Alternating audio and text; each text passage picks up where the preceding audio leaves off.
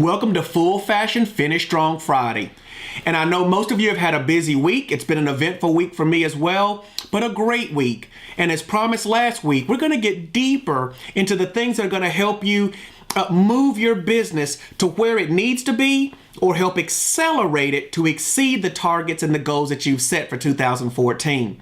And this week, because it's going to be somewhat intense relative to the numbers, the slides, I would absolutely recommend that you pull these slides down from the website, www.brandonlclay.com. I make all of the Full Fashion Finish Strong Fridays available on slides so that if there's things you want to take notes on or things you want to have and keep journals on, it's there and available.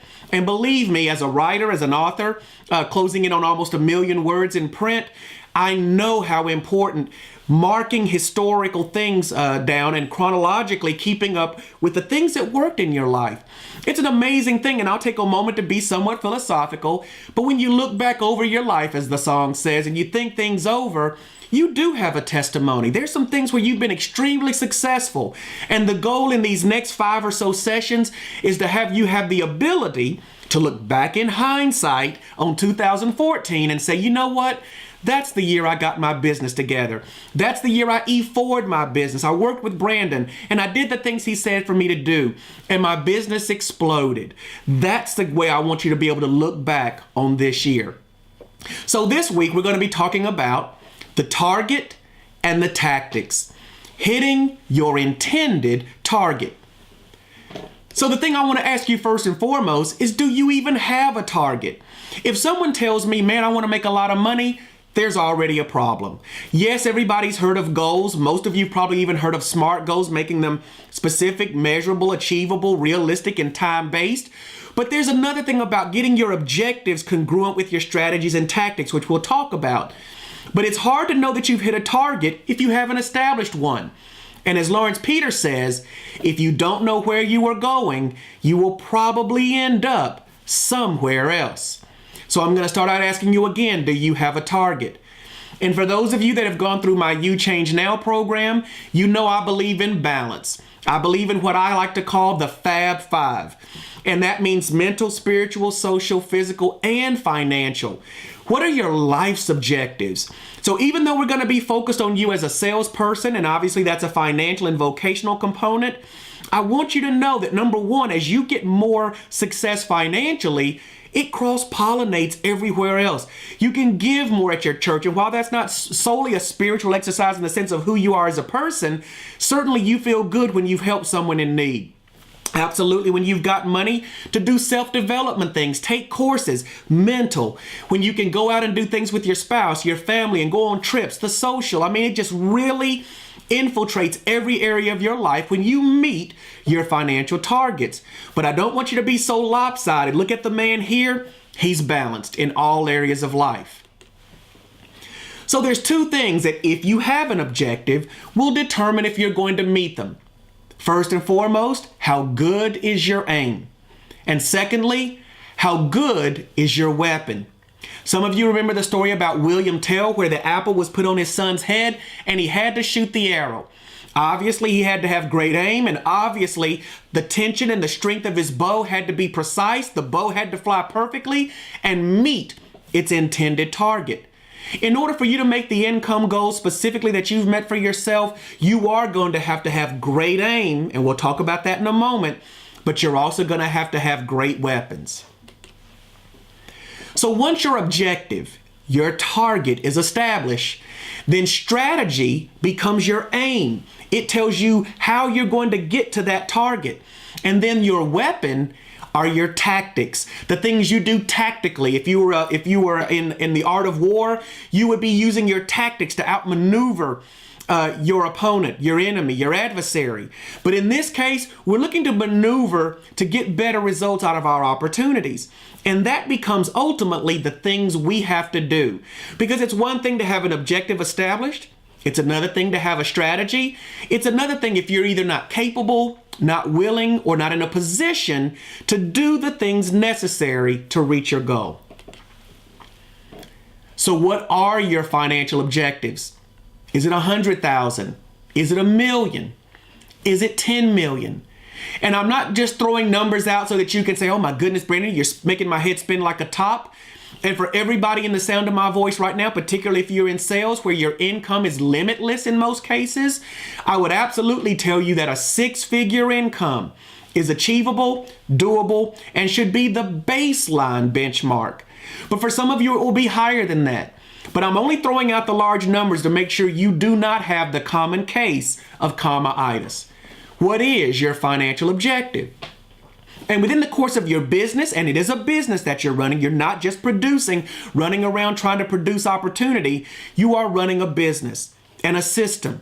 And ultimately, over the course of the next several weeks, as we go through the E4, which we looked at last week, evaluate, evolve, expand, and explode, you've got to create a system for your business and get out of the mindset of simply being a producer.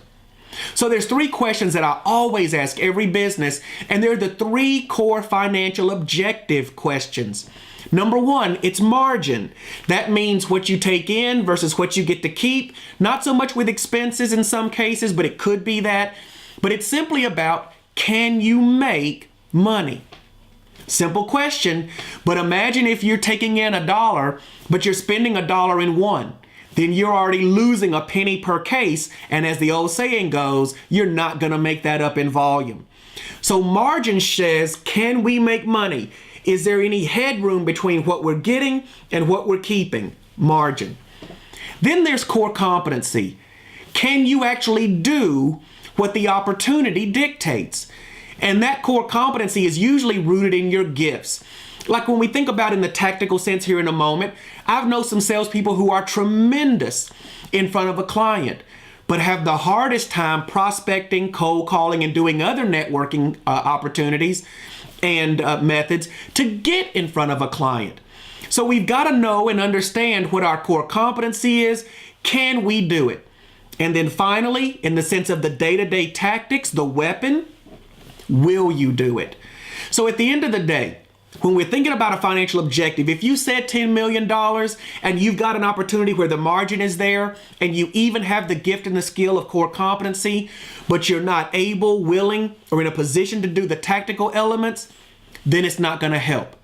If you're actually in a position where the core competency is there and you've got people lined up, but you're losing money, it's in an inverted formula where things just aren't working out financially, it's going to fall apart. All 3 of these are necessary and required to be able to meet whatever financial objective you outlined.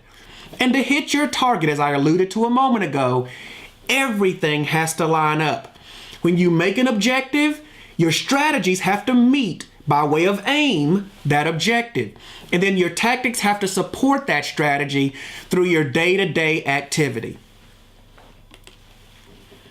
So I'm going to give everybody an objective because I can hear all of yours now, but I can only work on one at a time. I'm going to pick $100,000, and that is in new annual revenue. And I know, again, for some people, depending on the nature of the job that you're in, the nature of sales that you're in, that could be an absurdly low number, or it could be a potentially high number. But let's work with 100,000 by way of the objective, and then we'll begin to see the elements that go into making that happen. So I like to think as we take a strategy as a little bit like an artichoke, a little bit like an onion, and you begin to peel it back, each layer reveals a deeper and deeper level of detail. And all of you that watch me and follow me know I say something all the time that says smart skims the surface. Notice I didn't say dumb. Number 1, if you're making a living in sales, there's no way you're dumb. You're absolutely smart. But for those that really are going to go higher, I always like to say smart skims the surface, but genius goes deep.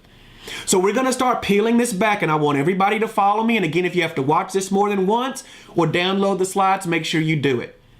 But in a $100,000 objective, new revenue, first tier strategy, and again, depending on the type of sales that you're in, we put the $100,000 on this side of strategy. And let's imagine that for the product that we sell, the average commission is $500. So a simple byproduct of math means we need 200 clients in the 12-month calendar year. That's easy enough. That's tier 1. Again, we're setting the aim toward the objective. But then in the second tier strategy, things begin to evolve just a little bit. Again, peeling back the onion. So we need 200 clients. Where are those clients strategically going to come from? Well, in this example, 50% are going to be direct mail clients, and I'll just exclusively use direct mail for simplicity's sake of the scenario, which means we need half of our 200 clients or 100 to come from this channel, which means that of the $100,000, $50,000 is allocated to new clients through direct mail. 30% or 60 clients or $30,000 is going to come from referrals. And then we're going to become masters of repeat opportunity with the same clients. And we're going to have a 20% strategy there. 40 clients, $20,000. Again, not rocket science, but we're lining up the objectives to the strategy.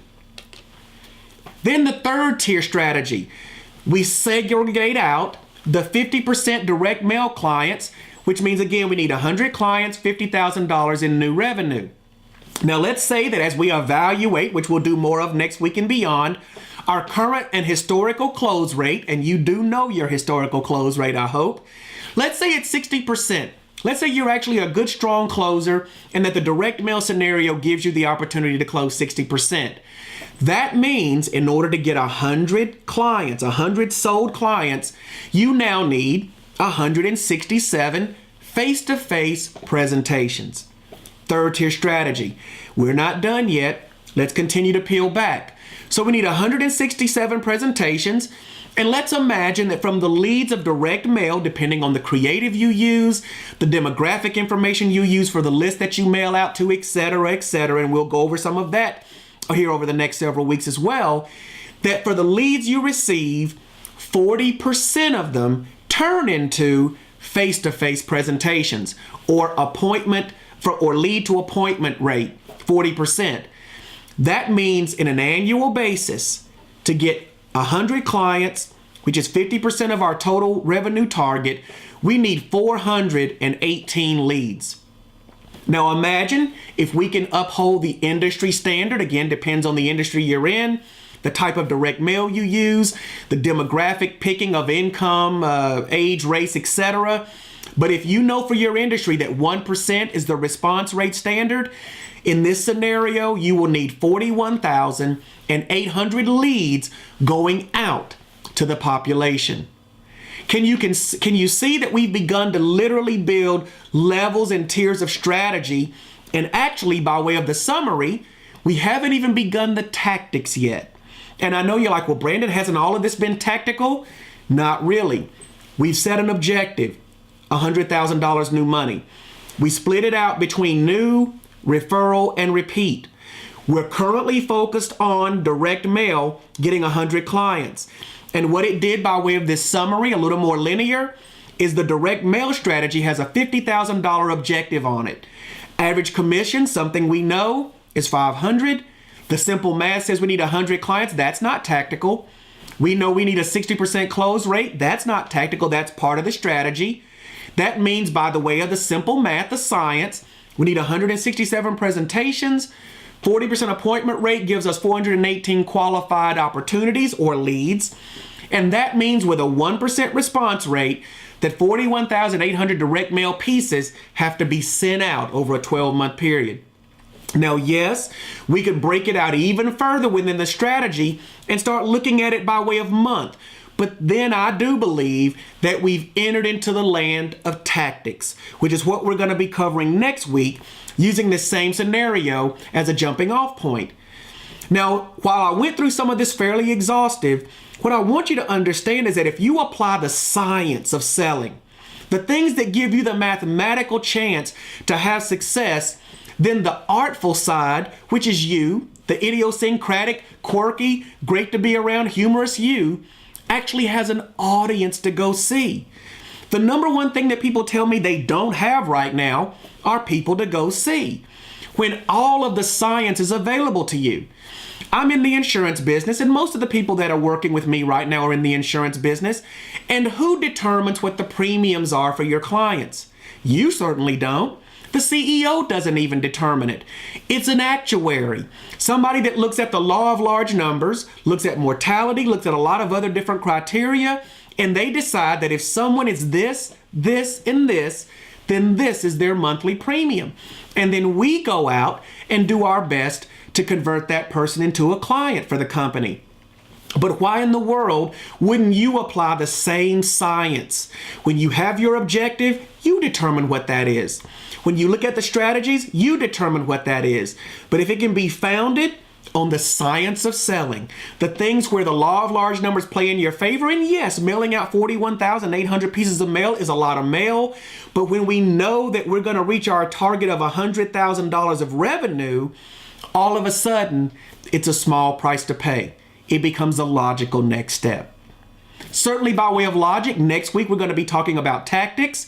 But what I want you to do right now is to sit down and say, Brandon, I want to make X. And I want you to gently and slowly and surely peel the onion back, making sure you account for all of the contingencies and all the things that might go wrong, leaving a little bit of plus or minus error for yourself, but to be able to craft the strategy at the highest level. So again, in another week or two, when we start looking at evaluating, you'll be able to say, Brandon, the last 3 months of the first part of the year, the first quarter, this is how certain things performed. And you'll be able to start channeling money into the better performing areas and evolving money out of those that don't. But until then, this is Brandon Clay, always wishing you money, power, success.